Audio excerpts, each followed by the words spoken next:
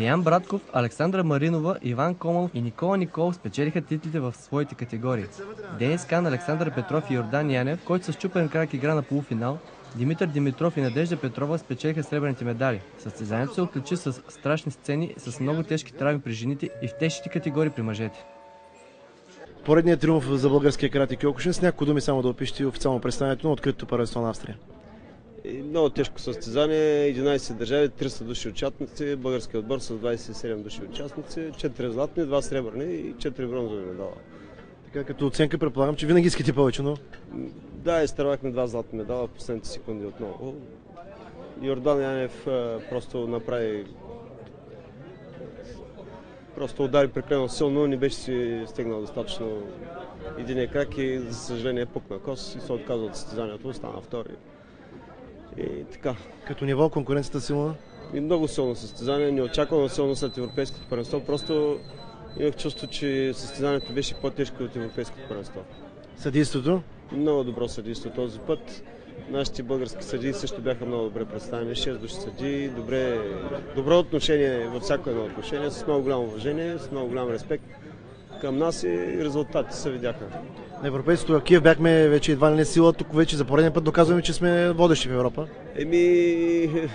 При 200 души участници от Полша и от Русия и от другите държави още 100, българския отбор по отношение на това с какво участва, по брой медали сме пак номер 1. Като изключим лагера в Камчия, това ли беше генералната репетиция преди световното? Това беше генералната репетиция. Доволни сме от представянето на младежите. Всички видя са какво ще бъде се доработва, но в крайна сметка повечето от юношите се представиха чудесно. Сега и към Сенсей Асенов. Вашата оценка за шампионата в Австрия? Не очаквах да е толкова силно състезанието, не е много силно, много състезатели имаше. Тук намериха реализация състезатели, които не са успели да се преборят за европейското първенство. Най-вече полски състезатели, поляците бяха с много клубове.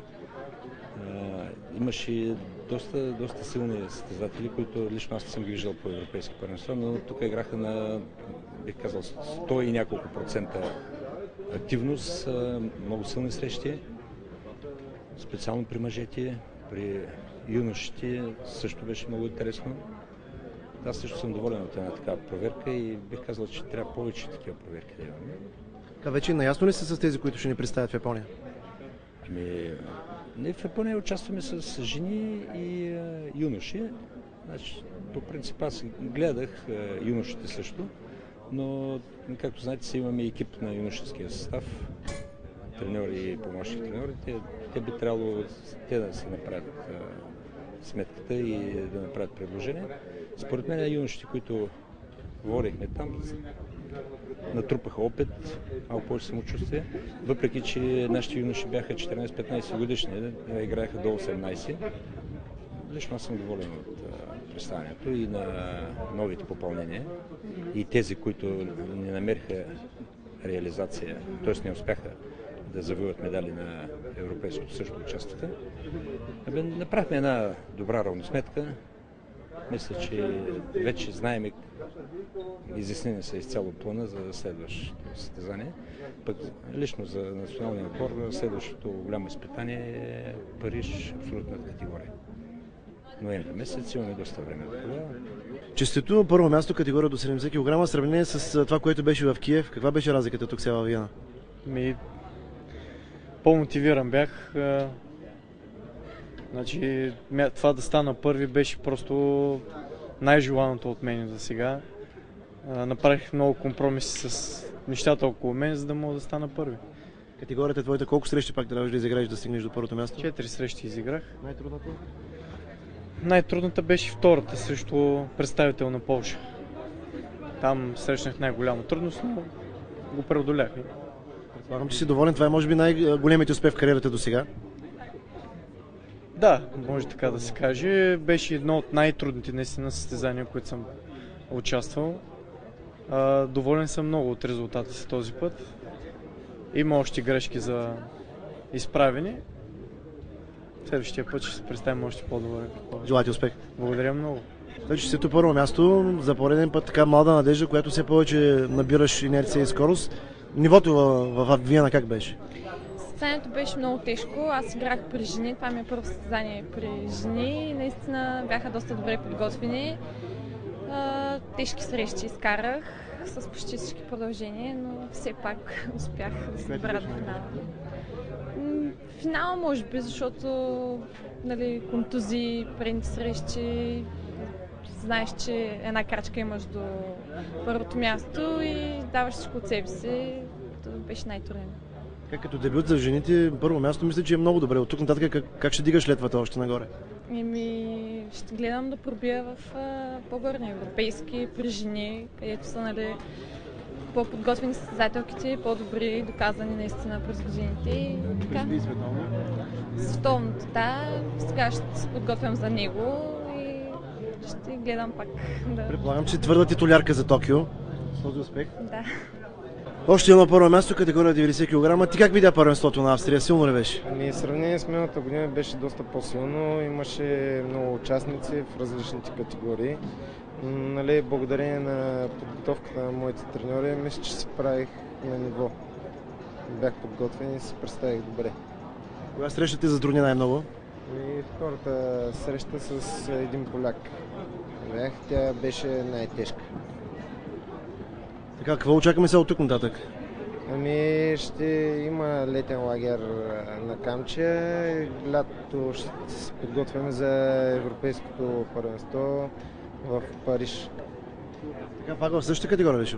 Не знам, ще видим. Времето ще покаже. Второ място, категория до 70 кг. Какво ни достигна този пасаж?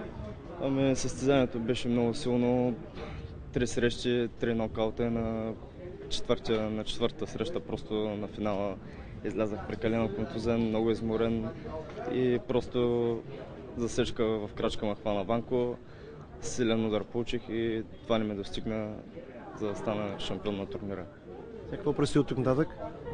Тук нататък следва почивка и трябва да се хвана сериозно с учението, тъй като завършвам в момента, съм 4-та година студент в Варненския свободен университет и ми предстои завършване и трябва да се дипломирам успешно.